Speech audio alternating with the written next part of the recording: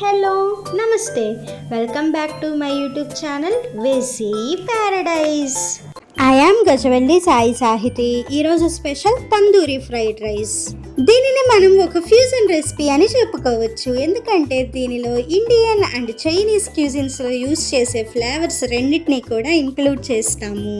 నార్మల్గా మనం తినే ఫుడ్ కన్నా ఫ్యూజన్ డిషెస్ చాలా డిఫరెంట్గా ఉంటాయి, అట్ ది సేమ్ టైం చాలా టేస్టీగా కూడా ఉంటాయి. ఇప్పుడు నేను చూపించబోయే tandoori fried rice recipe lunch time and dinner టైంకి పర్ఫెక్ట్గా సెట్ అవుతుంది. అంతేకాకుండా లంచ్ బాక్స్లోకి కూడా పర్ఫెక్ట్గా ఉంటుంది. మరి ఇంకెందుకు లేట్, రెసిపీ ప్రాసెస్ చూసేద్దామా? Let's begin the recipe process. First ఒక బౌల్ తీసుకొని అందులోకి సన్నగా పొడవుగా కట్ చేసి ఉంచుకున్న ఒక ఉల్లిపాయ, సన్నగా పొడవుగా కట్ చేసి ఉంచుకున్న ఒక క్యాప్సికమ్, 2 గుప్పెళ్ళ వరకు స్వీట్ కార్న్ తీసుకోండి. ఇక్కడ నేను ఫ్రోజన్ స్వీట్ కార్న్ యూస్ చేశాను. ఇన్ కేస్ మీరు నార్మల్ స్వీట్ కార్న్ యూస్ చేస్తున్నట్లు అయితే ఉడికించిన స్వీట్ కార్న్ని తీసుకోండి. తర్వాత ఇందులో 1 టీ స్పూన్ అల్లం వెల్లుల్లి పేస్ట్, మీ టేస్ట్కి తగినంత ఉప్పు, మీ స్పైస్ లెవెల్స్ని బట్టి కారం, 1 teaspoon tandoori masala add చేసుకొని మొత్తాన్ని బాగా కలుపుకోవాలి. మీ దగ్గర తందూరి మసాలా అవైలబుల్లో లేకపోతే దీని ప్లేస్లో గరం మసాలా అండ్ ధనియాలు జీలకర్ర పౌడర్ని యూజ్ చేయండి. మనం ఈ తందూరి మసాలాని ఈజీగా ఇంట్లోనే ప్రిపేర్ చేసుకోవచ్చు. మీకు కనుక రెసిపీ వీడియో కావాలంటే కమెంట్ చేయండి, ఖచ్చితంగా చేసి చూపిస్తాను. ఈ విధంగా స్పైసెస్ అన్ని బాగా పట్టే విధంగా కలుపుకున్న తర్వాత ఇందులో 1 teaspoon olive oil add చేసుకొని మరొక్కసారి కలుపుకొని దీనిని ఒక 10 మినిట్స్ పక్కన పెట్టుకోండి. తర్వాత స్టవ్ మీద ఒక కడాయి పెట్టుకొని అందులో 1 టీ స్పూన్ బటర్ యాడ్ చేసుకొని పూర్తిగా మెల్ట్ అవ్వనివ్వాలి.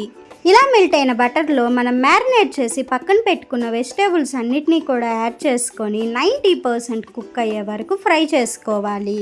మరీ ఓవర్గా కుక్ చేసాము అంటే వెజిటేబుల్స్లో ఉన్న న్యాచురల్ క్రంచీనెస్ని మిస్ అవుతాము. సో 90% కుక్ అయితే సరిపోతుంది.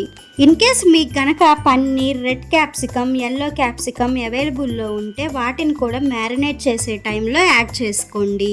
సో ఈ విధంగా కుక్ అయిన తర్వాత ముందుగానే ఉడికించి పక్కన పెట్టుకున్న బాస్మతి రైస్ని యాడ్ చేసుకొని మొత్తాన్ని బాగా మిక్స్ చేసుకోండి.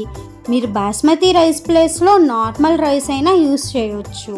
మీరు ఈ రైస్ రెసిపీని వేడివేడిగా అప్పటికప్పుడు తినాలనుకుంటే బాస్మతి రైస్ యూస్ చేయండి. అలా కాకుండా మీరు లంచ్ బాక్స్ కోసం ప్రిపేర్ చేస్తున్నట్లు అయితే నార్మల్ రైస్ యూస్ చేయండి.